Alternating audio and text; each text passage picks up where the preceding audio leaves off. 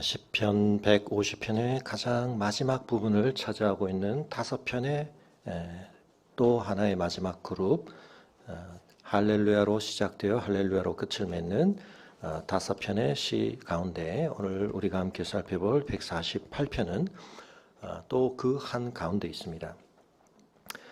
그리고 이 5편들은 나름의 흐름의 연결성을 가지고 있다, 그렇게 볼 수 있는데 내용적으로 보자면 약간 꼬리에 꼬리를 물고 이어지는 듯한 그런 주제적인 연결이 나타난다, 그렇게 볼 수 있겠습니다. 그래서 지난주 우리가 살펴보았던 내용들 가운데 이 자연계에 속한 어떤 대상들의 이름들이 오늘 본문에서 더 확장되어 나타나는 목록들 속에 반복되어 나타나는 것을 보셨을 것입니다. 오늘 이 시편은 크게 두 부분으로 또 그 흐름을 나눌 수 있는데 6절과 7절 사이에서 흐름이 좀 달라지죠. 앞부분은 하늘의 영역과 관련된 어떤 대상들이 주로 나타납니다. 근데 7절부터는 땅에 속한 대상들, 물론 처음에는 용들과 바다라고 하는 영역들이 표현되어 있지만 성경에서 공간을 특히 하늘, 땅, 바다라고 셋으로 구별하는 경우들도 있지만 통칭하여 나타날 때는 천지, 하늘과 땅이라고 이원하여 나타내게 되는데 바다도 사실은 땅의 영역으로 그렇게 포함이 되어 있는 것입니다. 자, 그런데 오늘 봉독되는 본문을 잘 들어보셨으면 굉장히 많은 목록이 지금 제시가 되고 있는데 어떤 성경학자들은 이 원문에서 제시되어지고 있는 지금 찬송의 대상으로 언급되어지는 그 목록에 포함된 대상들의 수가 30가지다. 그리고 원어의 이 구들의 수도 30개다. 그래서 이 30이라는 수를 굉장히 중요하게 부각시키기도 합니다. 완전수를 뜻하는 3, 또 10이라는 수도 성경에서 7과 더불어서 어떤 완전성을 나타내는데 그 곱으로 표현되어진 30가지. 물론 그것이 이 세상에서 하나님을 찬양해야 할 모든 목록을 다 담은 것은 아니지만 그래도 꽤 많은 영역들을 하늘과 땅으로 이원하여 그 속에 포함된 30개 정도의 대상들을 언급하고 있다. 그것을 통해서 결국 강조하려고 하는 것은 무엇입니까? 이 일이 매우 중요하고 마땅하다. 제가 예배를 시작하면서 묵상할 때 지난주 본문을 다시 한번 상기시켜 드렸는데 할렐루야, 우리 하나님을 찬양하는 일이 선하며 찬송하는 일이 아름답고 마땅하도다. 지난주 147편의 선포였습니다. 이것이 마땅하다라고 하는 것을, 그것이 당연하다라고 하는 것을 강조하는 여러 방법들이 있을 수 있지만 설득의 방법으로서도 또 때로는 과학이 추구하는 설명의 원리로서도 그렇죠. 이것이 보편적이다 라고 하는 것을 강조하는 것입니다. 오늘 부모와 자녀의 관계 이야기를 조금 제가 더 하려고 하는데 부모님들이 자녀들에게 한편은 그런 방법을 많이 쓰죠. 네가 이걸 해야 돼. 어떤 식으로 설명할 수 있습니까? 아이가 그 원리를 아직 잘 이해하거나 받아들이기 어려울 때 누구도 해. 얘도 해. 쟤도 하더라? 그럼 뭐죠? 너도 해야 되지 않을까? 약간 성립이 되나요? 물론 이제 거기에 끝까지 저항할 수는 있습니다. 걔들이 다 한다고 왜 내가 해야 돼? 근데 사실은 이 흐름이 지금 그렇게 가고 있습니다. 하늘로부터 시작을 합니다. 저 높은 곳에부터 시작하는데 제일 마지막은 어디로 갑니까? 결국 하나님의 백성에게로 갑니다. 이스라엘에게로 갑니다. 그들이 하나님을 찬양해야 할 마땅할 이유. 언급 가능한 모든 영역에 걸친, 하늘과 땅에 걸친 모든 대상들이 총망라되어서 동원된 뒤에 그들이 다 찬양해야 돼. 뭘 받아들이라는 거죠? 하나님의 언약 백성인 너희가 하나님 찬양하는 것은 너무나 마땅한 일이야. 그걸 받아들이라는 것입니다. 어떻게 보면 지금 명령이 계속해서 반복되고 있다고 볼 수 있습니다. 반복된 명령이라고 하는 것은 그 명령의 가치가 그만큼 중요하다는 것을 우리에게 드러내는 것이죠. 근데 여러분, 그냥 명령이 반복되면 지겨운 잔소리가 됩니다. 근데 대상을 계속 바꾸면서 너도 찬양해, 너도 찬양해, 너도 찬양해. 그것을 통하여서 이 추구되어야 할 가치가 얼마나 궁극적이고도 보편적인가 하는 것을 하나님께서 우리에게 말씀하고 계시는 것입니다. 그런데 우리는 이런 강조를 들으면 들을수록 맞아, 그래야 되는구나. 그것을 우리가 깨닫게 되고 받아들이게 되는 게 아니라 우리 안에 뭐가 있기 때문에요? 저항과 마찰이 있기 때문에 공기와 표면의 마찰이 아니라 우리 안에 내재화되어 있는 죄성, 이 세상 속에 만연해 있는 죄의 흐름에 저항과 마찰이 우리가 부딪혀서 우리에게는 이 반복되어진 중요한 강조가 어떻게 들려집니까? 더 반복되면 반복될수록 우리 안에 저항이 더 강화됩니다. 마찰이 더 크게 일어납니다.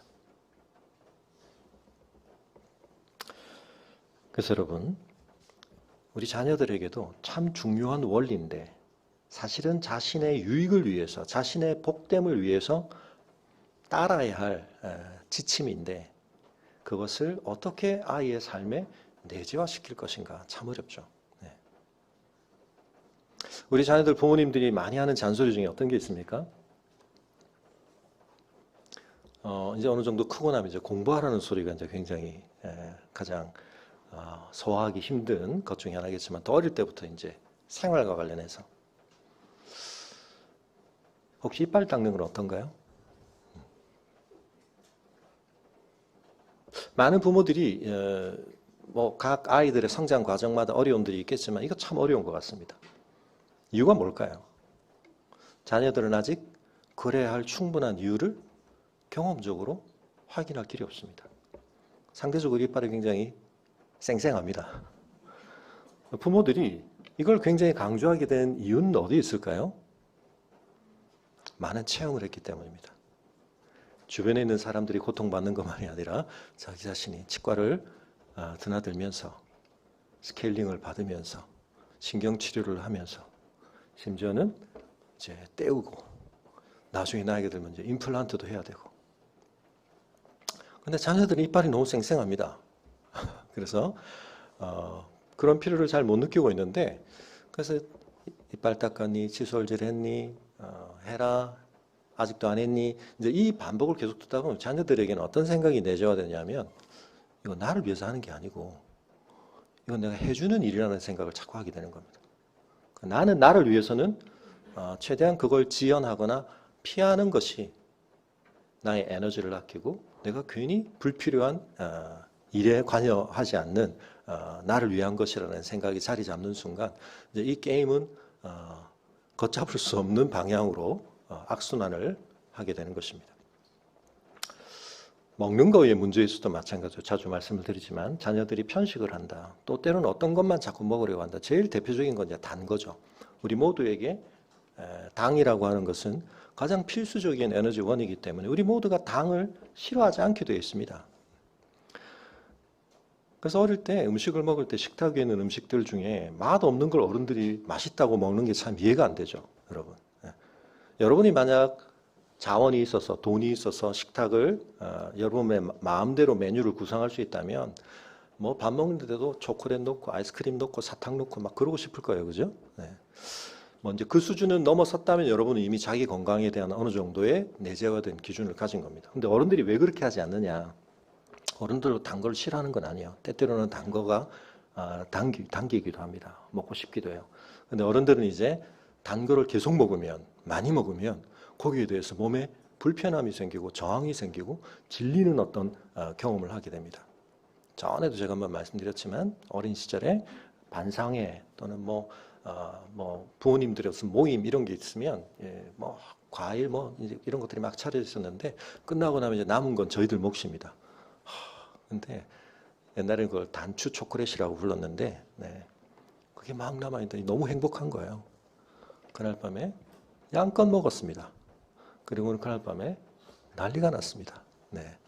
제 몸이 감당할 수 있는 이상의 초콜릿을 즐겁게 먹은 결과 근데 그런 경험을 한번 하고 나서 그 원인이 과다 섭취한 당에 의해서 내 몸이 부작용을 일으키는 것이다 라는 것을 알게 될 때 조금씩 이제 깨달아가죠. 이걸 뭔가 조절을 해야 되는구나. 근데 여러분 더 먹고 싶은데 더 하고 싶은데 게임을 더 하고 싶은데 뭐 유튜브를 더 많이 보고 싶은데 어떤 건 참아야 된다. 하기 싫은데 이빨은 닦아야 된다. 이 문제를 어떻게 극복해 가야 될까요? 뭐 아이에게 아무리 설명을 해봐야 뭐 안 돼. 그러니까 반복적으로 감시하고 지시하고 말 안 들으면 혼내고 뭐 이런 방법밖에 없어. 뭐 한편은 그것도 우리에게 쓸 수 있는 방법 중에 하나지만 안타까운 것은 그런 방법이 남기는 후유증이 굉장히 크다는 것입니다. 이빨 닦는 건 내 유익, 내 복과 어떻게 닿는지 아직 연결이 안 된 채 이빨 닦는 문제만 생각하면 엄마나 아빠의 잔소리 그리고 서로 그걸 가지고 갈등을 했던 그런 상황들만 마음속에 깊이 남아있게 되면 성인이 되고 나서도 이빨을 닦지만 어쩔 수 없이 하는 겁니다. 왜 해야 되는지 여전히 생각하지 않고 왜 해야 되는지를 알게 되면 우리 창균 집사님이 예전에 그런 특강도 많이 주셨는데 차인표 가듯이 그런 분노의 칫솔질을 하면 안 되죠. 잇몸도 상하고. 어떻게 됩니까? 요렇게 아시죠? 네. 맞습니까? 집사님? 네. 그 칫솔과 잇몸이 부딪히면서 이렇게 탁 틈을 만들어 이렇게 방향이 그렇게 돼야 되는데 그걸 몰라서이기도 하지만 알고 싶지도 않고 나는 그냥 때우듯이 칫솔질을 했어 오늘 그냥. 네. 어쨌든 끝냈어. 이런 식으로 칫솔질을 하게 되는 자녀들이 30대, 40대까지 가고 나서까지 제가 청년들한테 가끔 물어보면 제가 그런 확인들을 많이 합니다. 칫솔질을 어떻게 하는지. 네. 남아있어요. 어릴 때 경험이. 그래서 이게 날 위해 하는 일이 아니에요. 어쨌든 안 하면 안 되는 일이고 해치우고 했다는 뭔가 성취감은 있는데 그게 내 몸에 어떻게 작용하는지 생각을 잘 못하게 되는. 사랑하는 자녀 여러분, 부모님들이 여러분에게 뭔가를 지시할 때, 뭔가를 명할 때, 시킬 때 여러분 그걸 내가 어떻게 받아들여야 될까와 관련해서 굉장히 중요한 센서가 여러분 안에 잘 마련되는 것이 굉장히 중요합니다. 물론 여러분이 살아가면서 많은 사람들이 여러분에게 지시를 하고 명령도 하고 시키기도 할 거예요. 근데 그런 것들에 대해서 내가 어떻게 그 명령을 수행해내고 받아들일 것인가 참 쉽지 않은 판단들이 필요합니다. 왜냐하면 나한테 유익이 되는 것만을 시키는 경우들이 아닌 다른 상황들도 또 다른 대상들도 있기 때문입니다. 심지어는 그 사람들이 우리에게 뭐라고 말하면 이거 너 위해서 하는 거야. 너 좋으라고 하는 거야. 당신에게 좋은 정말 제안을 하는 겁니다. 근데 거기에 속으면 안 돼요. 그래서 그 사람이 우리에게 뭔가를 제시할 때 뭐 명령일 수도 있고 뭐 여러 가지가 있지만 제가 그래서 또 라임을 맞췄습니다. 초성을 맞췄습니다. 지읒, 시옷 두 가지. 누군가 우리에게 뭘 하라고 제시할 때 물론 그게 이제 더 강하게는 명령으로 나타나겠지만 두 가지 지읒, 시옷을 확인해야 된다. 첫째, 그 대상이 참된 지식을 가지고 있는가. 그리고 두 번째는 더 중요한데 나를 위한 진심을 가지고 있는가. 이 두 가지 꼭 확인해야 됩니다. 진심이긴 한데 시키는 게 나한테 유익이 되지 않는 그 사람의 지식이 부족해서 자기한테는 좋았을지 모르지만 그걸 보편화시키는 것이 나한테는 적용 안 되는 건데 자기가 그걸 보고 효능을 경험했다고 나한테 막 강요하면 그건 지식이 부족한 거죠. 그것이 정말 합당한 참된 보편적 지식인가. 또 하나는 그 사람이 정말 진심으로 나를 위하려고 하는가. 이게 확인이 되면 그 사람의 제시 여러분 마음속에 왜 나한테 시켜? 그런 저항감을 좀 내려놓고 받아들이고 따르는 것이 여러분의 성장을 위해서 여러분의 유익을 위해서 훨씬 좋은 겁니다. 내 삶에서 내가 모든 걸 직접 다 경험해보고 거기서 내가 모든 걸 추출해서 내 삶의 가장 옳은 일반화된 원리를 찾으리라. 여러분 이게 왜 안 되는지를 제가 여러 번 말씀드리지만 인류가 발전해온 과정을 통해서도 알 수 있다 그랬죠. 아리스토텔레스라고 하는 그 많은 영역에서 위대한 철학자가 역학의 분야에서 왜 말도 안 되는 이상한 원리를 찾아냈다고요? 현실에 존재하는 마찰과 공기의 저항이라고 하는 것이 너무나 엄연하게 우리에게 배제되지 않고 경험되어지는 거지만 그걸 걷어내고 봐야 물리 현상의 더 궁극적인 본질적인 걸 알 수 있는데 그걸 하기가 어려웠다고요. 내가 직접 경험한 것 속에서 내가 나에게 가장 좋은 걸 다 추출해낼 수 있고 일반화시킬 수 있고 원리화시킬 수 있다? 그렇지 않습니다. 거기에 많은 오류가 개입됩니다. 거기에 매우 많은 잘못된 판단들이 개입되기 때문에 인류가 함께 발전해온 과정들 속에서 직접적 경험을 사실은 뛰어넘어서 그 표면을 넘어서서 한 차원 높은 수준에서 봐야 되는 것들이 많이 있었다는 거죠. 내가 경험할 때는 이빨 닦는 건 나한테 아무 유익이 없습니다.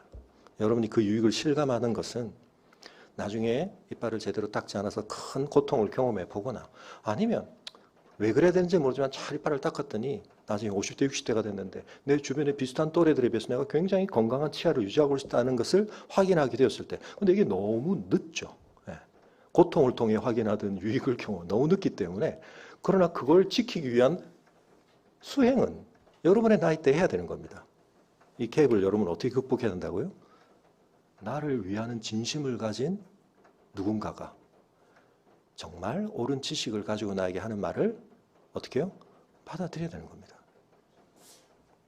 그럴 수 있으면 여러분의 삶에 참 많은 유익이 있습니다.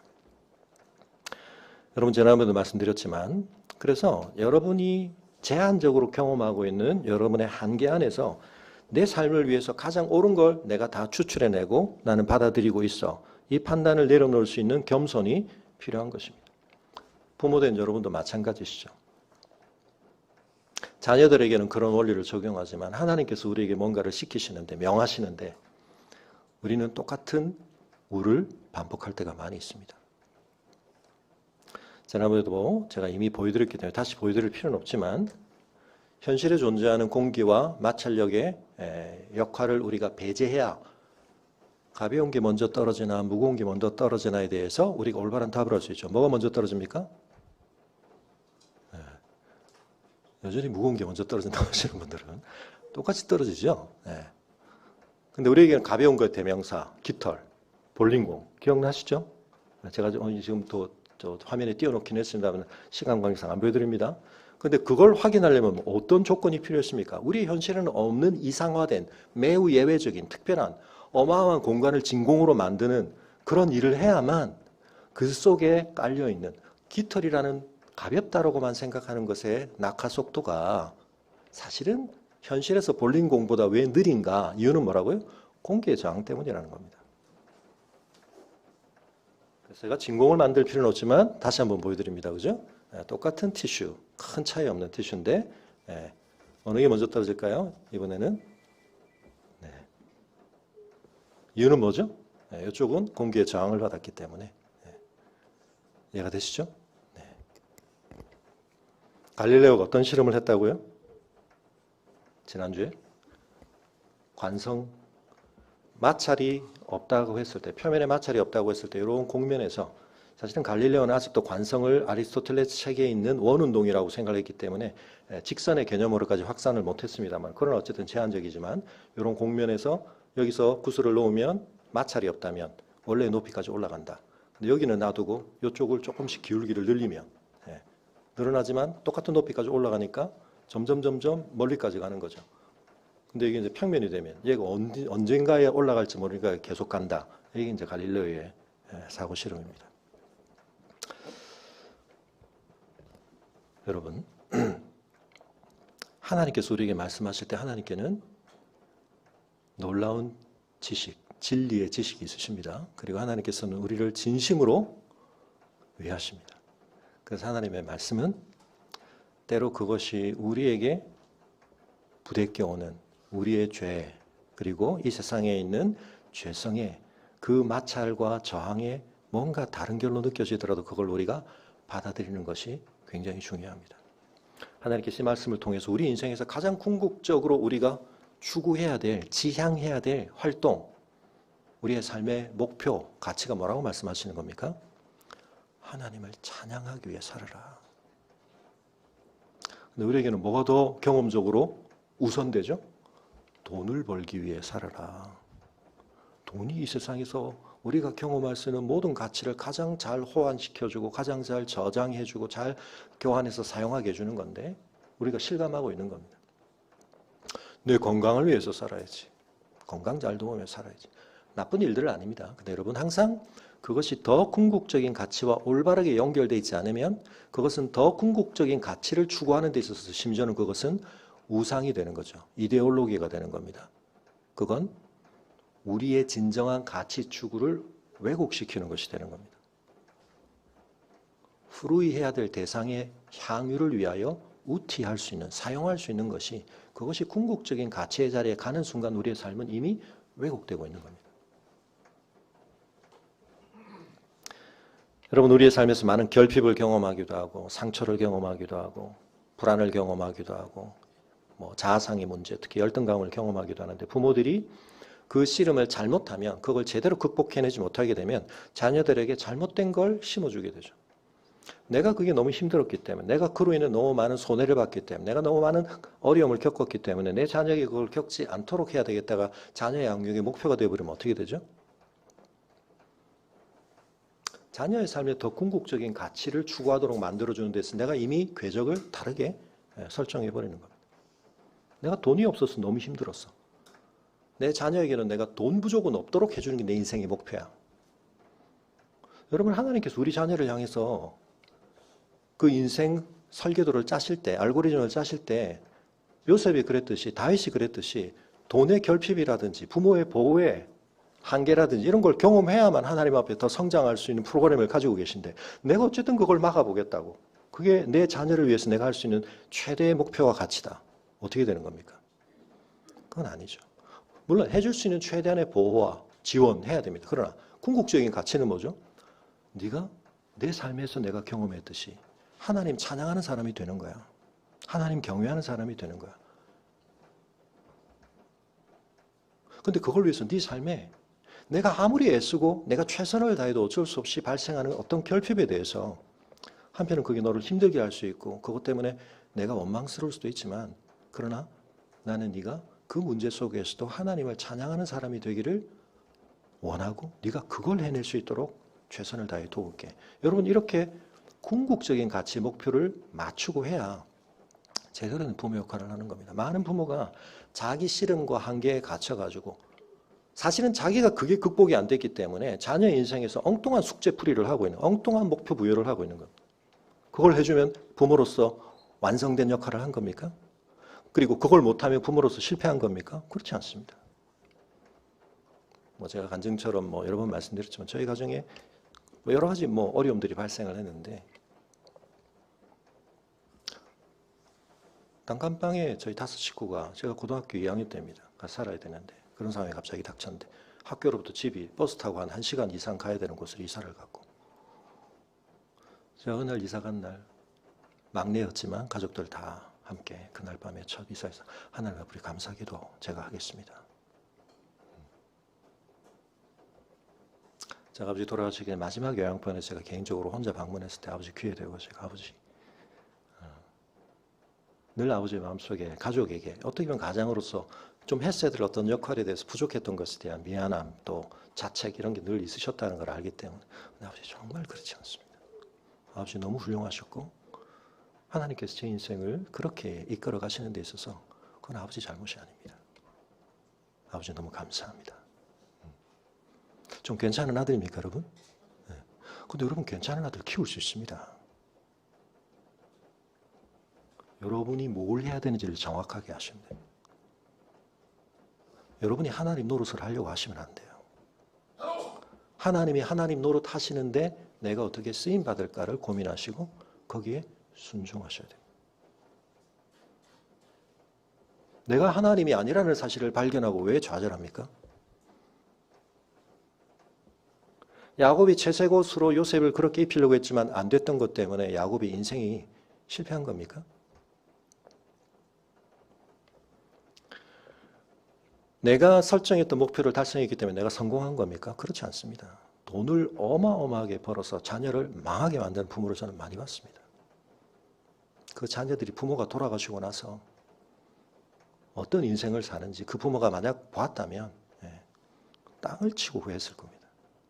보통 많은 유산을 남긴 게 아니거든요. 완전히 망하는 인생. 그걸 위해서 평생 산 겁니다. 교회에서는 장로와 권사로서 부모님이 살았지만 자녀 인생에는 아무 신앙이 없는 것. 돈은 많이 물려줬습니다. 하나님께서 이렇게 지금 반복해서 모든 대상을 소환하여 뭘 우리가 추구해야 되는가, 뭐 하면서 살아야 되는가, 웨스트민스터 신앙고백 소리문답 제1문. 사람의 제일 된 목적은 뭡니까? 하나님을 경외하는 겁니다. 여호와를 즐거워하는 겁니다. 그것을 깨닫게 되는 것, 그것을 발견하게 되는 것. 그래서 여러분, 지금 하늘을 먼저 동원해서 하늘에서 이루어지고 있는 일, 높은 데서 이루어지고 있는 일로부터 내려옵니다. 그리고는 땅에서도 저 바다라고 하는 가장 깊은 곳으로부터 또 올라옵니다. 그렇게 해서 그 안에 있는 모든 것들의 이름을 언급하는데 사실은 굉장히 좀 예외적인 것들도 있습니다. 용들이라든지 바다 같은 것들이 언급된다든지 이런 모든 것들은 사실은 그런 예외적인 것들까지를 포함하여, 그래서 지난 147편도 그렇고 148편도 그렇고 이 내용이 사실은 욥기를 또 배경으로 하고 있다고 많은 사람들이 이야기합니다. 왜냐하면 욥기의 마지막에 뭐가 나옵니까? 하나님께서 우리 인생에 대해서 어마어마한 질문 보따리를 푸십니다. 우리 인생과 하나님의 격차를 보여주십니다. 네가 여기에 대해서 아느냐? 그래서 여러분, 우리가 또 한 가지 기억하셔야 될 매우 긴밀히 연계되어 있는 두 개념, 기억, 미움, 교만. 교만과 기만이 깊이 연결되어 있습니다. 교만하면 우리가 많은 진리를 왜곡시키게 되는데 남도 기만하게 되고 자기도 기만하게 됩니다. 근데 우리가 겸손하면 진리를 알게 됩니다. 여러분, 이 표현들 속에 보면 예를 들면 하늘 위에 있는 물이라는 표현이 있는데 4절에는 이런 표현들을 보고 어떤 과학자들은 성경이 그려내는 세계관은 오늘날 과학적 지식의 관점에서 볼 때 이건 틀린 개념이야, 오류야, 뭐 이런 얘기들을 많이 하는데 사실은 성경은 오랜 세월을 통해서 아직 인류가 그런 이 세계에 대한 깊은 지식을 가지기 전까지도 이 세계에 대해서 이해하고 받아들일 수 있는 언어로 하나님께서 그 수준을 맞추어 주신 말씀입니다. 그래서 켈빈을 비롯한 많은 종교개혁자들은 하나님께서, 특별히 성령께서 성경을 영감하시되 마치 부모가 어린아이들에게 수준을 맞추어서 혀짧은 소리도 하고 그 아이의 눈높이에서 뭔가를 말하는 것처럼 우리에게 말씀하신 것이라고 이해를 하는 겁니다. 그런데 박사학위를 가진 부모가 애 앞에서 혀짧은 소리를 한다고 저 사람이 언어장애가 있나, 우리 이렇게 말하지 않는 것처럼 필요할 때는 더 심오한 이야기를 할 수 있습니다. 그러나 이 전체 내용을 통해서 가장 궁극적으로 하는 건 뭐냐면 그 고대 세계에서 누구도 갖지 않았던 세계관, 고대 세계 속에서 이 목록 쪽에 있는 많은 것들은 사실은 신적 존재로 등극하고 신적인 대상으로 숭배받던 대상들은 거기 다 모아져 있습니다. 천체, 해와 달, 바다, 포세이돈이 장악하고 있고 용들, 우리에게 뭔가 두려움을 줄 만한 신비로운 존재들 다 포함하여 그건 뭡니까? 다 하나님이 창조하셨고 하나님을 찬양하도록 되어 있는 목적 속에 다 포함되는 존재들이야. 여러분, 이건 고대 세계에서 어마어마하게 다른 세계관을 제시하는 겁니다. 그런데 우리가 또 한 가지 주목할 것은 크게 두 흐름으로 나누는데 그 흐름에 공통적인 또 구조가 있습니다. 뭐냐면 1절부터 4절까지는 명령입니다. 그런데 5절, 6절은 뭐죠? 그 명령이 수행되어야 할 이유입니다. 7절부터 12절까지 찬양을 해야 될 대상들이 또 언급되는데 13절부터 14절 또 뭡니까? 그 찬양이 성립될 수 있는 근거이기도 하고 지속되어야 할 이유입니다. 이유는 뭐죠? 5절, 6절에 그것들이 여호와의 이름을 찬양함은 그가 명령하심으로 지음을 받았음이로다. 그 존재 자체가 하나님의 말씀에 의해서 하나님의 명하심에 의해 비롯되었기 때문에 그들의 존재 속에서 하나님의 말씀이 가장 궁극적인 원리로 받아들여져야 한다는 것은 이 안에 포함된 너무나 당연한 규율인 거죠. 여러분, 제가 뭐 수학, 과학 이야기를 좀 하는 게 어떤 분들은 불편하실 수 있는데 사실은 그 분야가 우리의 지식 가운데 가장 추상화되어 있고 그러나 가장 그렇기 때문에 보편화되어 있습니다. 그런 지식을 우리가 계속 중요하게 여기는 이유는 뭐냐면 자주 말씀드리지만 과학이 중요한 것 말할 것도 없는데 과학이 굉장히 다른 지위를 가지게 된 것은 과학혁명기를 통해서 수학과 과학의 관계가 긴밀히 관련되었기 때문에. 그래서 뉴턴이 프린키피아, 뉴턴은 자기가 과학자라는 이름을 가지고 있지 않았습니다. 뉴턴은 자기가 자연 철학자였습니다. Natural Philosophy. 그래서 자연 철학의 수학적 원리, 그것이 뉴턴 역학의 제목입니다. 자연 철학을 수학으로 한다. 이게 굉장히 중요한 거예요. 다시 한번 말씀드려. 저 이번 강의에도 그 언급은 했지만 여러분 과학자, 사이언티스트라는 말은 윌리엄 휴얼이라고 하는 목사님이 과학 철학자가 처음 라벨 이름 붙인 겁니다. 과학자라는 이름을 목사님이 붙였습니다. 이온 뭐 이런 거 포함해서 19세기까지는 그랬습니다. 지금은 이게 다 쪼개져 버렸는데 자 여러분 이 수학이라고 하는 것이 그래서 너무 중요하기 때문에 세계 한 분야의 대회가 개최될 때마다 그 개최국의 정치적 제일 수반 대표가 나와서 개회사를 하는 학문 분야는 딱 하나 있습니다. 그게 수학입니다. 세계 수학자 대회 할 때마다. 그만큼 우리가 수학을 중요하게 여기는 거예요. 수학이 왜 그렇습니까? 가장 추상화되었지만 그것이 가장 보편화되어 있기 때문에. 근데 이제 아이들이 그걸 어려워하는 이유가 뭐냐면 수학 문제를 푼다는 건 그 보편적 원리를 매우 특수한 개별적 사례에 적용을 해야 되는 거예요. 근데 응용 문제를 푸는데 어려운 겁니다. 원리를 가르쳐주고 다양한 조건을 주면서 이 원리를 여기서도 써, 저기서도 써, 여기서도 그게 맞지? 이게 이제 애들에게 좀 어려운 거죠. 구체적인 수와 조건이 바뀔 때마다 이게 다른 문제 아니야 싶은데 아니야 여기 여전히 원의 정의를 써야 돼. 원의 정의가 뭡니까? 동그란 게 원이죠. 근데 원을 수학적으로 정의하면 한 점으로부터 같은 거리에 있는 점들의 집합, 원의 정의를 수학적으로 정확하게 알면 그걸 써서 푸는 거죠. 원 위에 있는 점들이라는 것은 중심으로부터 같은 거리에 있다는 사실을 계속 기억하라고 이 문제를 푸는 거구나. 삼각형의 가장 중요한 본질적인 특성, 내각의 합은 180도야. 크기와 모양에 관계없어. 모든 삼각형이 그래. 그 삼각형 중에 또 직각삼각형이라는 특수한 성격을 가진 놈은 피타고라 정리가 성립해. 빗변의 제곱은 나머지 두 변의 제곱의 합과 같아. 이 문제에서도 그걸 쓰는 거예요? 맞아. 아닌 것 같은데? 딴 문제인 것 같은데? 아니야. 잘 생각해보면 이 문제는 결국 그걸 계속 연습을 하는 문제야.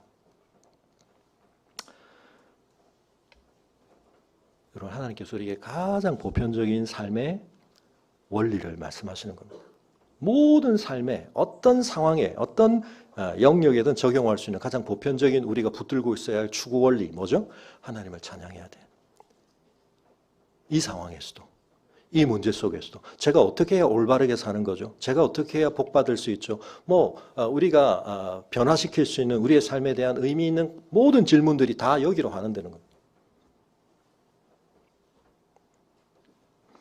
과학자들이 Theory of Everything 만물의 법칙을 찾고자 지금도 애쓰고 있지만 쉽지는 않습니다. 그래서 지난번에 말씀드린 대칭성이라는 것. 뭔가 변화되는 것 가운데 보존되는 어떤 것들이 있다는 것을 알게 해주는 이 대칭성 찾는 걸 과학자들이 그렇게 중요하게 여기는 이유는 뭐냐면 그게 변화 속에 지탱되어지는 어떤 중요한 질서 구조에 대한 확증을 해주기 때문입니다. 여러분 하나님께서 이 시편을 끝마치면서 우리에게 지금 30번에 걸친 대상을 언급하시면서 우리의 삶에 뭐가 중요하다고요? 하나님 찬양하는 게 중요해. 여러분 심각하게 들으셔야 됩니다. 진지하게 들으셔야 됩니다. 내 삶의 모든 목적이, 내 삶의 모든 활동의 이유가, 내 삶의 모든 동기가 이것과 괴리되어 있지 않고 이것에 어떻게든 연결이 되도록 내가 씨름하고 살고 있는가. 예배 시간에 조금 일찍 가서 15분 더 찬양하는 거 저 그거 좋아요. 저 그거 열심히 할게요. 그걸 얘기하는 게 아닙니다. 그건 우리의 찬송의 한 구체적인 형태 중에 하나죠. 여러분 찬양한다는 건 뭡니까? 하나님의 뜻을 존중하고 하나님의 말씀에 대해서 우리가 아멘 하는 거거든요. 네 이웃을 내 몸과 같이 사랑하라. 하나님 말씀하셨는데 이 닦으라고 하니까 지금은 말고요. 알았어요. 일주일에 한 2번은 할게요. 이럴 수 있는 문제가 아니잖아요. 하나님께서 우리에게 네 이웃을 내 몸같이 사랑하라고 하시는 건 하나님께서 자기 좋으라고 우리에게 굉장히 힘든 거 시키시네. 여러분 그렇게 생각하셔서는 안 되는데 우리에게 그런 생각이 많이 듭니다. 그래서 어쩔 수 없이 이런 영화도 나오게 되는데 제가 예전에 보여드린 영화를 오늘 그냥 짧게 넘어가겠습니다만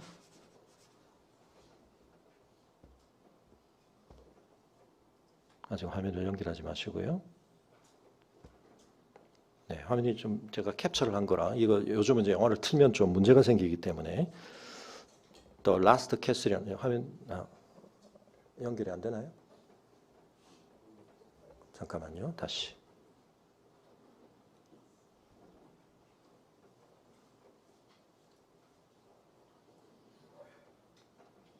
화면 연결이 잠깐만요. 아직 하지 마시고요.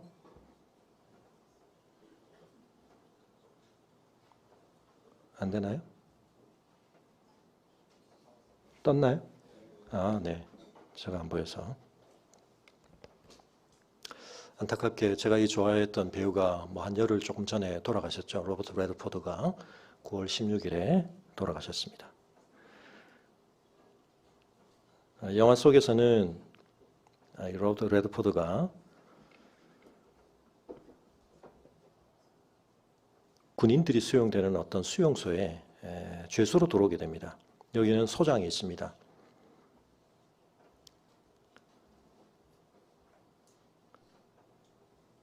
먼저 수용됐던 죄수들이 이 어마어마한 살아있는 전설적인 군인이 죄수로 들어온다는 사실을 듣고 서로 내기를 합니다. 여기서 못 버틸 거야. 일주일 만에 자살할 거야. 서로 내기를 할 정도로.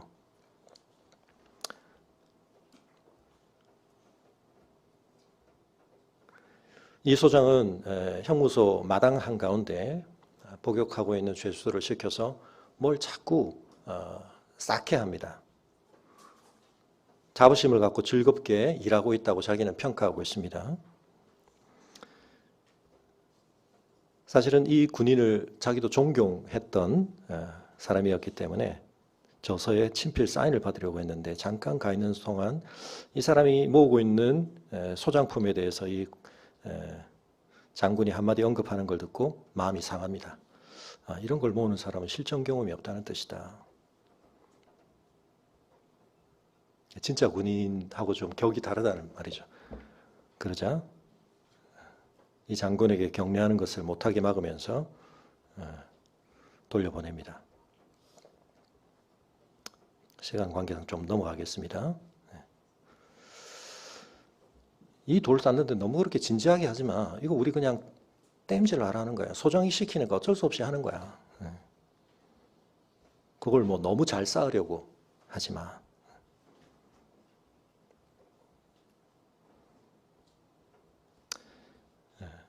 이 장군을 존경하는 군인이 경례를 하는 것을 보고는 벌을 주죠.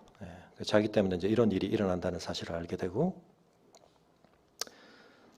또 독방에 갇혀 있다가 벌을 받는데 다른 죄수들이 보는 앞에서 돌을 계속 쌓아 올리게 만듭니다. 그러나 포기하지 않고 그 일을 끝까지 완수하죠. 그리고 이 사람은 말합니다. 이 소장이 너에게 쌓게 하는 벽이 있지만 그러나 그보다 더 먼저 존재했던 벽이 있고 여기는 그런 사람들의 흔적이 남아있다. 그래서 누군가의 지시 때문에 거기에 벽돌을 쌓고는 있었지만 이 사람들은 거기에 나름의 의미를 가지고 자기의 뭔가를 쌓고 있었던 거다.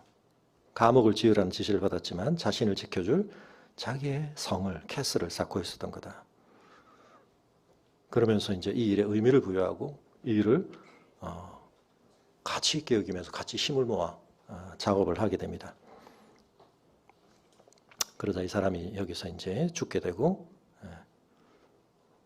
그 벽을 허물어 버리고 또 저쪽으로 쌓아 뭐 이렇게 이제 말도 안 되는 일이 일어나게 되는데 이 장군이 조용히 있다가 나가려고 했는데 이 형무소 안의 모든 상황을 보고 더 이상 그럴 수 없다. 그리고 자기를 존중했던 한 사람이 부당하게 형무소라는 매우 제한된 이 시스템 안에서 제대로 된 법적인 절차와도 무관하게 처형을 당하는 이런 일이 벌어지는 걸 보고 각오를 합니다. 그리고 이 오합지졸 군대에서 뭐 이런저런 이유로 다 지금 형무소에 와 있는 이 사람들을 군인으로 빚어냅니다. 그리고 이 리더십을 따르게 되죠. 경례를 하면 안 되기 때문에 경례하는 척하고 머리를 쓱 쓰다보면서 그게 이제 하나의 서로의 사인이 되어버렸는데 이 형무소가 반란이 일어나게 되면 결국 그것을 외부에 알리는 국기를 거꾸로 다는 그런 어떤 신호를 남기게 되면 이 형무소에 대해서 이제 외부적인 개입을 할 수 있게 되는데, 그렇지 않은 동안은 이 형무소는 이 소장의 완전한 권력, 권한 안에 사로잡혀 있는 캐슬인 거죠. 그래서 이제 작전을 수행합니다. 각자에게 임무를 주고 동원 가능한 모든 것들을 해서 일종의 전쟁이 이 안에서 벌어집니다. 그리고는 이 모든 상황이 이제 어느 정도 진행되었을 때 마지막에 수행되어야 할 일, 이 형무소가 지금 반란에 의해서 심각한 상태에 있다는 것을 외부에 알리는 국기를 거꾸로 다는 마지막 일을 이제 하려고 하는데, 그것만은 못하게 하려고 이제 총을 겨눕니다. 그렇지만 꿋꿋이 그것을 하죠. 그러자 이제 형무소에 있던 나머지 이제 대원들이 더 이상 이 소장을 이렇게 방치할 수는 없다. 그리고는 이제 그를 무장 해제시키고 사태가 진정되게 되는데, 영화에서 이제 가장 인상적인 장면은, 사실은 이제 원래 시나리오대로 하면 이 장군이 국기를 거꾸로 달아서 지금 이 형무소가 지금 반란 상태에 있기 때문에 외부의 개입을 알리기 위한 그런 조건을 만드는 행위를 했어야 되는데, 너희는 다 지금은 이제 가만히 있어, 내가 할게. 위협을 지금 총으로 사격을 위협당하고 있으니까 자기가 총을 맞으면서 이제 국기를 기양을 했거든요. 원래 시나리오라면 국기가 거꾸로 달려 있어야 됩니다. 그런데 이 군인들이 왜 경례를 하느냐 보니까 국기가 똑바로 달려 있는 거죠. 의미를 아시겠습니까? 국기라고 하는 것을 자기들의 목적을 위해서 수단화 하려고 원래는 시나리오를 짰지만, 마지막 순간 이 장군은 이제 그걸 다 내려놓고 국기를 올바로 개항한 겁니다. 국기라는 건 군인에게는 가장 지켜야 될 중요한 것이죠. 우리들의 목적을 위해서, 우리가 부당한 일을 당하고 있다는 것을 알리기 위한 수단으로서 국기를 사용하는 것이 아니라, 자기들이 군인이라고 하는 정체성에 어긋나지 않도록 마지막 이제 그렇게 해서 이제 이 군인들의 마음속에 군대에 대한, 또 자신들의 정체성에 대한 자부심을 심어주는 거죠. 아까 연설에 이제 그런 내용이 있었는데, 그들이 우리를 이런 식으로 억압할 수 있고 저렇게 못 살게 굴 수는 있지만 마음대로 할 수 없는 게 있다. 그건 우리의 아이덴티티, 우리의 정체성이다. 이렇게 영화가 끝이 납니다. 예전에 제가 이걸 좀 보여드리기도 했었는데, 예배 시간에 기억나신지 모르겠습니다. 왜냐하면 저한테는 이것이, 화면 좀 닫아주시고요. 예수님 이야기와 굉장히 좀 비슷하죠. 사실은 죄가 지배하고 있는, 죄의 관성과 저항이 가장 강력한 룰이 되고 있는 이 세상 속에서 우리가 어떻게 살아야 될 거냐. 뭐 가치 있는 일이, 뭐 의미 있는 일이 뭐가 있겠습니까? 그냥 하루 생존하고 불편하지 않게 살아내는 것에 적응하는 이제 그런 질서가 팽배해 있는 곳에 전설적인 장군이 들어옵니다. 그리고 그 사람이 새로운 질서를 만듭니다. 물론 이 영화와 예수님이 다른 것은, 예수님께서도 이 세상 속에 오시는데 그분은 장군 정도가 아니라 말씀으로 이 천지를 창조하신 분이십니다. 그리고 그분은 대통령의 명령을 어기고 작전을 수행하다가 부하들이 죽었기 때문에 어쩔 수 없이 들어온 죄수가 아니라 아무 죄 없이 이 세상 속에 오신 거죠. 근데 그분이 오셔서 이 세상에서 어떤 취급을 받으십니까? 이 세상의 권세에 의해서 결국은 제거되십니다. 처형당하십니다. 그러나 그분은 마지막까지 하나님 나라의 가치를 드러내는 일을 하시죠. 그리고 그 일로 인해서 그분 안에서 자기의 진정한 가치를 깨달은 사람들은 이전에는 형무소 소장이 시키니까 어쩔 수 없이 안 맞으려고, 더 독방에 안 갇히려고 꾸역꾸역 하던 일을 자신들의 의미를 담아 새롭게 하게 되는 거죠. 여러분, 부모님이 여러분에게 빨 닦으라고 할 때 엄마 아빠가 자기가 권위자라는 사실을 확인받고 싶어서 우리에게 뭔가를 시키고 우리가 그것대로 하면 자기가 뭔가 권위자라는 사실에 대해서 뿌듯한 확신을 느끼나, 그걸 위해서 하나, 여러분의 제한된 인식에서 그런 정도밖에 생각밖에 안 들죠. 아니에요. 부모님도 여러분하고 불편한 상황 만들기 싫어요. 근데 그게 여러분에게 너무 중요하기 때문에 말하는 겁니다. 그 안에 있는 진심을 알아야 돼요. 하나님께서 이웃을 내 몸처럼 사랑하라. 심지어는 원수도 사랑하라. 하나님께서 오셔서 그 일을 실제로 예수 그리스도께서 하셨죠. 당신에게 창을 찌르는, 당신에게 모욕을 가하는 원수를 끝까지 사랑하셨어요. 그리고 하나님의 원수인 우리를 끝까지 사랑하셨습니다. 세상에서는 여러분 그렇게 살면 바보 되는 겁니다. 더 이용당하기 쉽고 더 억울한 일 당하기 쉽습니다. 시편에서도 그런 하소연들이 있긴 했습니다. 그러나 마지막에 이 시편은 어떤 결말로 우리를 이끌고 있습니까? 근데 우리가 그런 의혹이 들기도 하고 그런 어려움들이 우리 속에 분명히 경험되기는 하지만 진짜 옳은 건 뭐야? 하나님 말씀대로 사는 거야. 왜? 이 온 세상이 하나님 말씀으로 지어졌기 때문에. 2차원 평면에서는 그게 망하는 길 같지만 3차원 차원에서 보면 그건 우리의 갇힌 삶의 새로운 전환을 가능하게 하는 거예요. 여러분 아멘이십니까? 네. 그렇게 살아보고 싶은 마음이 좀 생기십니까? 우리 이빨 좀 열심히 닦아볼까요? 네.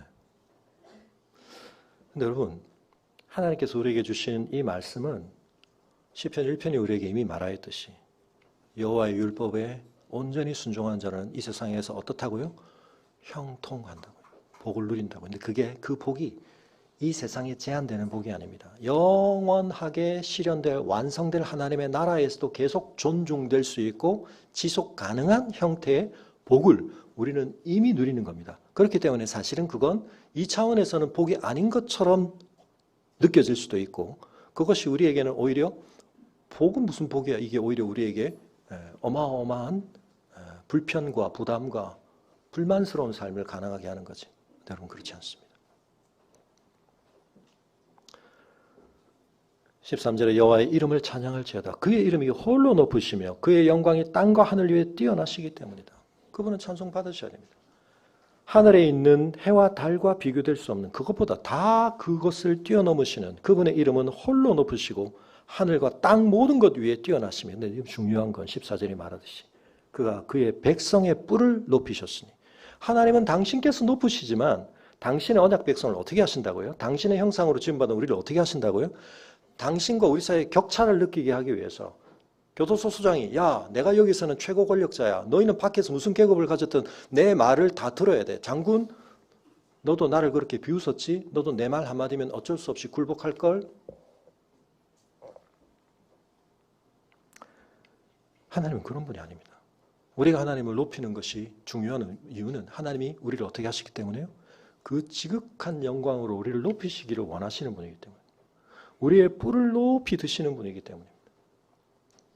그래서 여러분 우리가 영화로워지는 것은 우리가 이 세상에서 정말 잘 나가게 되는 것은 형통하게 되는 것은 내가 돈을 많이 벌거나 내가 어마어마한 건강을 잘 유지하거나 내가 엄청난 인기를 얻거나 지식을, 권위를, 권력을 가지게 되는 것을 통해서가 아닙니다. 그것들은 다 수단일 수 있습니다. 그러나 그걸 다 구현하고도 진정한 영광에 이르지 못합니다. 유일한 길은 뭡니까? 가장 높으시고 가장 칭송받으셔야 할 하나님의 영광을 가장 높이는 사람이 될 때 그분이 우리를 어떻게 하시기 때문에요? 높이시기 때문에 그분이 높이실 때는 다른 사람들이 저항할 수가 없습니다. 막을 길이 없습니다. 하나님이 그 사람을 존귀하게 만드시면 그 사람을 깎아내리고 그 사람을 음해하고 하려고 했던 모든 것들이 안 됩니다. 예수 그리스도는 세상에서 가장 비참해지셨습니다. 가장 처참한 삶의 자리에 내동댕이 쳐지셨습니다. 어떤 의미에서는 아버지께로부터도 버림받았습니다. 그러나 동시에 그 자리가 하나님의 뜻을 이루시는 순종의 자리였고 아버지의 뜻에 끝까지 헌신하시는 아버지를 찬송하는 믿음의 행위였기 때문에 하나님이 어떻게 하십니까? 모든 이름에 뛰어난 자리로 올리시는 겁니다. 매주 설교 때마다 저는 사실 여러분에게 수억을 받아도 아깝지 않을 어마어마한 비밀들을 계속 나누고 있는데 여러분의 표정은 별로 떨떠름하십니다. 여러분 지금 이 세상에서 영광스러워지는 길을 제가 말씀드리고 있다고요. 이 세상에서 쇠하지 않는 복을 얻는 길을 다시 한번 우리가 확인하고 있습니다. 뭐죠? 이 세상에서 가장 높으신 하나님을 찬양하는 일에 내 온 존재와 삶이 연결되어져서 그것이 내 목적이 되고 내 열망이 되고 내 동기가 될 때 여러분 그 삶에는 실패가 없습니다.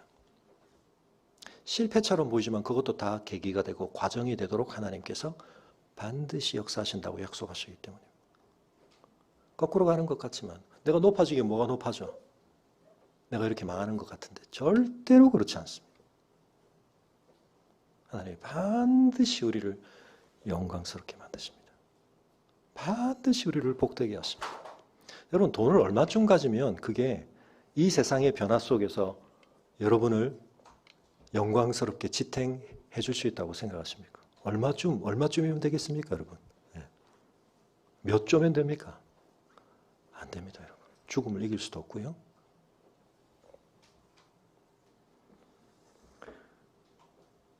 그래서 여러분, 그는 모든 성도 곧 그를 가까이 하는 백성. 사실은 하나님은 어미하여 엄청 높으신 분이죠. 가까이 할 수 없는 분인데, 근데 그분을 우리가 가까이 할 수 있습니다. 그리고 그분은 우리에게 가까이 해 주십니다. 그분을 가까이 하는 방법은 뭡니까? 그분의 이름에 합당한 영광의 찬송을 돌려드리는 겁니다.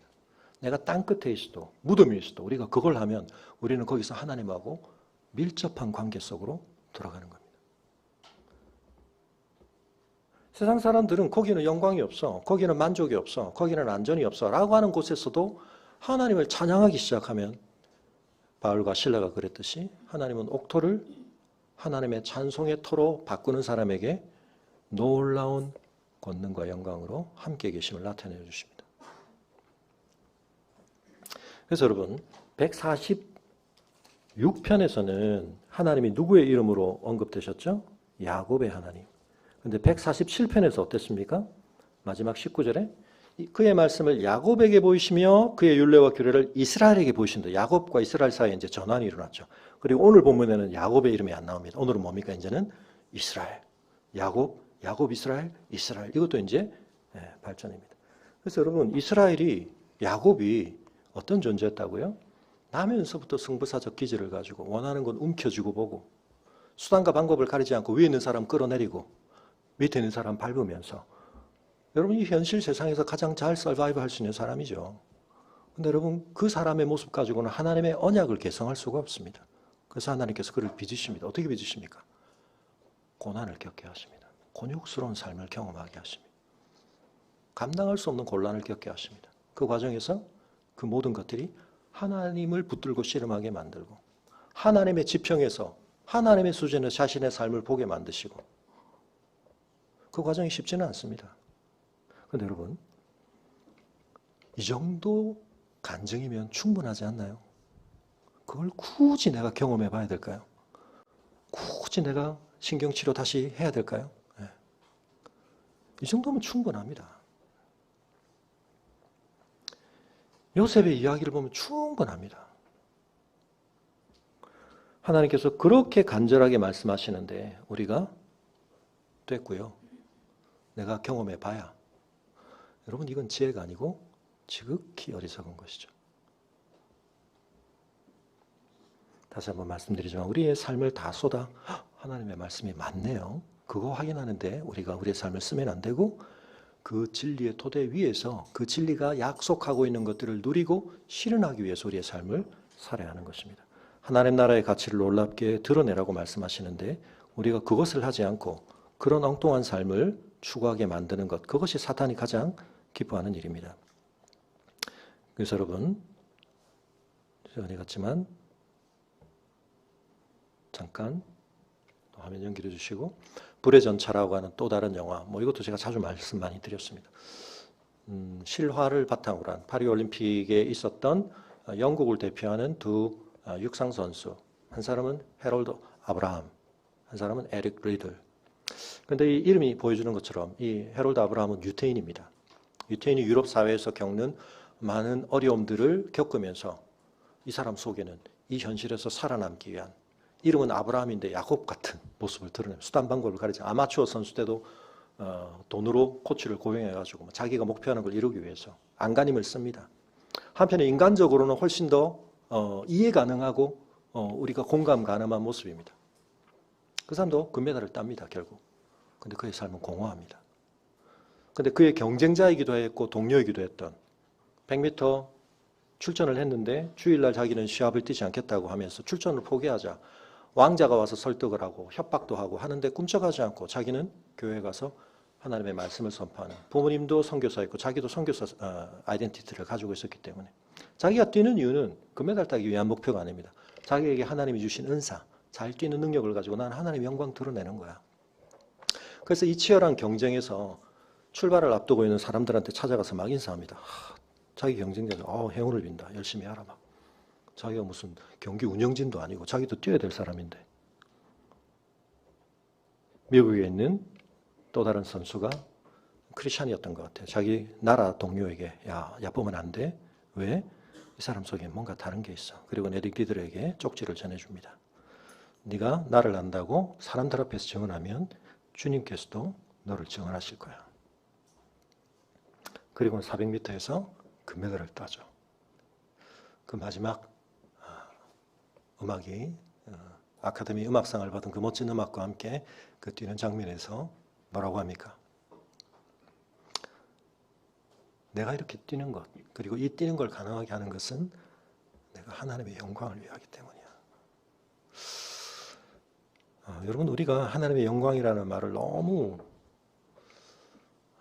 형이상학적으로, 관념적으로 생각하는데, 오늘 내가 사는 이유여야 하고 오늘 이 삶을 우리가 감당해야 할 가치이기도 하고, 이 삶에서 내가 어떤 선택을 해야 할지에 대한 기준이 되기도 하고, 어디에서도 찾을 수 없는 내 삶의 동력을 제공하는 원천이기도 합니다. 화면 좀 닫아주시고요. 여러분, 오늘날 과학이 발달할 수 있었던 이 이유들 속에 사실은 저런 청교도, 스코틀랜드 장로교 전통, 에릭 리들 자신은 조금은 안식교적인 배경이 있었던 걸로 알고 있습니다만, 그러나 그런 사람들이 가지고 있었던 것. 여러분, 컴퓨터라는 말을 우리가 오늘날은 그냥 기계에 대해서 쓰는데, 원래 컴퓨터가 뭘 일컫던 말이죠? 아십니까? 컴퓨터. 무수한 계산을, 복잡하면서도 지루한 계산을 해내는 일을 전담하던 사람들이 있었는데 거의 여성이었습니다. 여성들이 그런 계산을 했습니다. 그 사람들을 일컫던 처음 표현이 컴퓨터입니다. 계산하는 사람들. 근데 그걸 이제 기계가 대신하게 된 거거든요. 제가 말씀드렸던 것처럼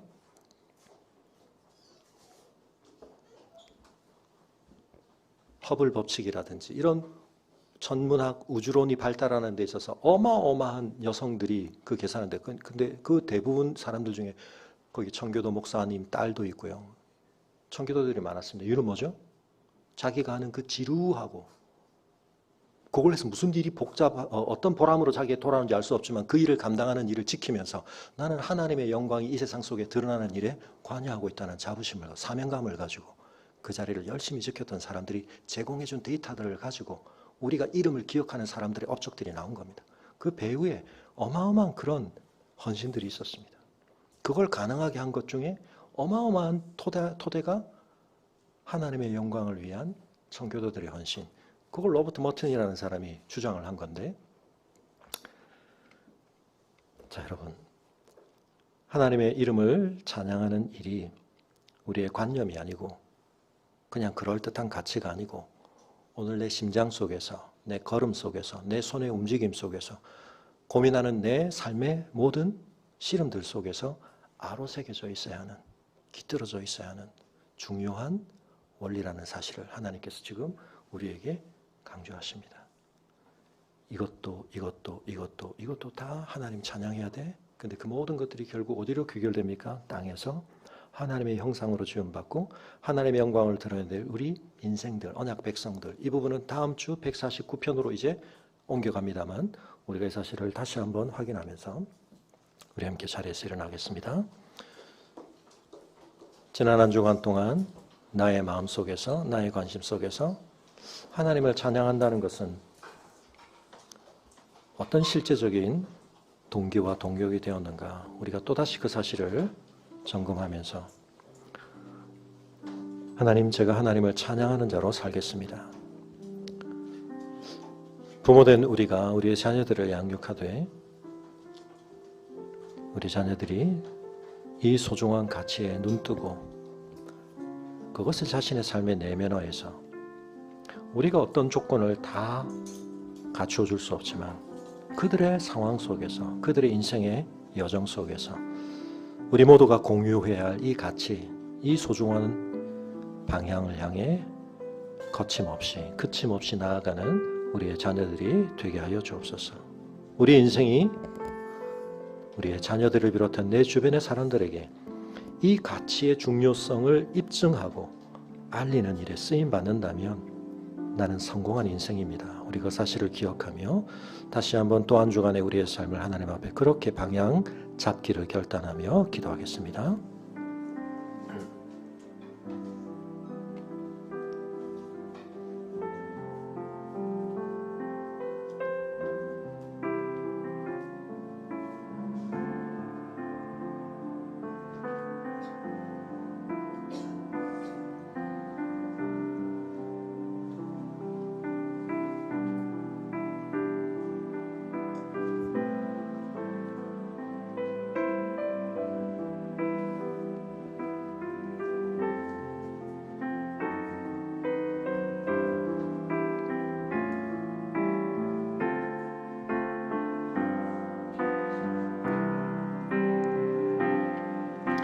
주여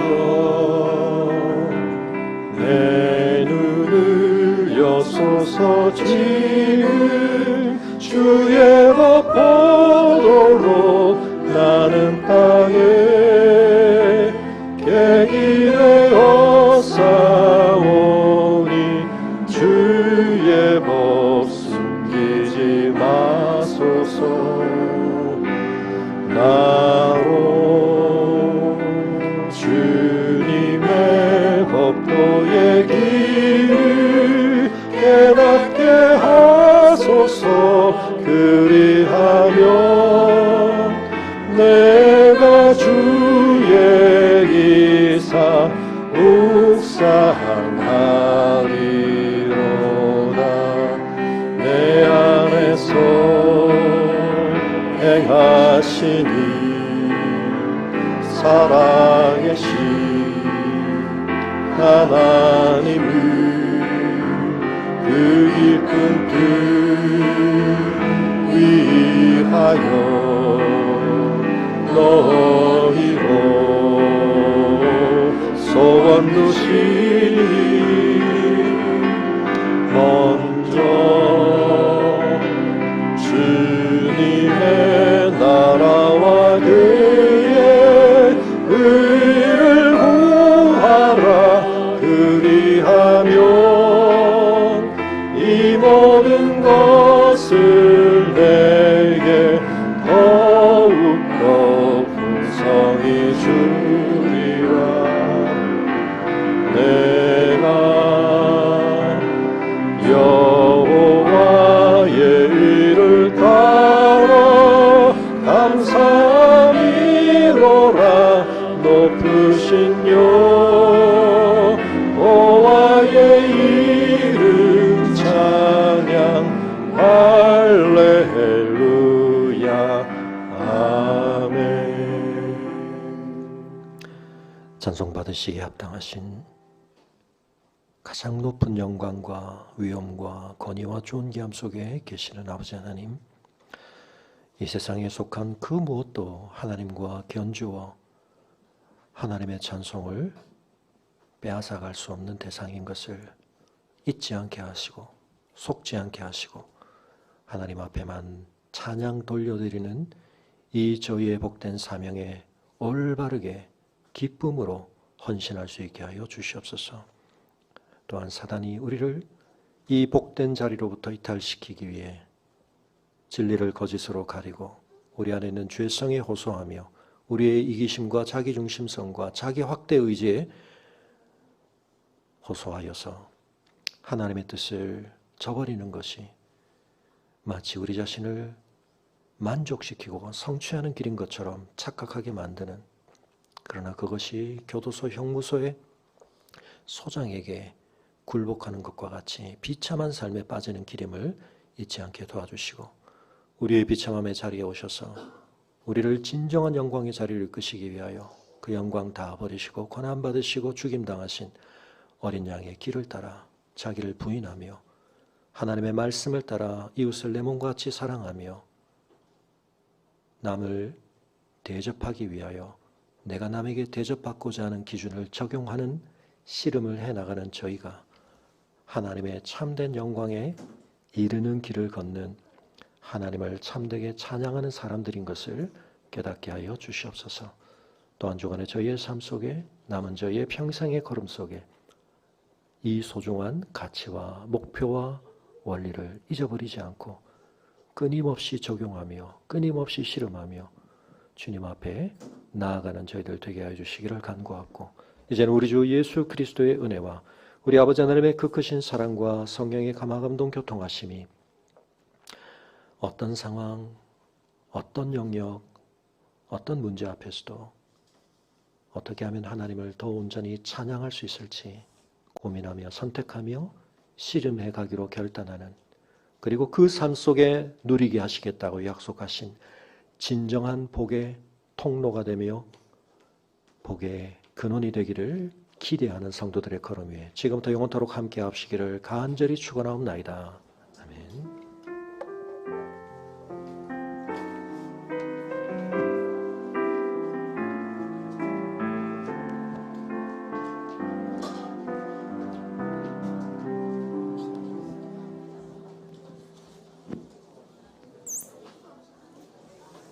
네, 화면을 잠깐만 띄워주시고, 네, 우리 어제 세물 호스피스 바자회에 저희 성도님들이 우리 심하연 집사님이 옷도 주시고, 우리 정순욱 집사님 또 우리 준한의 가정에서도 뭐 주신 것들 제가 잘 전달하고 왔습니다. 어제 길이 너무 많이 막혀서 가시다가 돌아오신 분들도 계시다고 하시는데, 내년에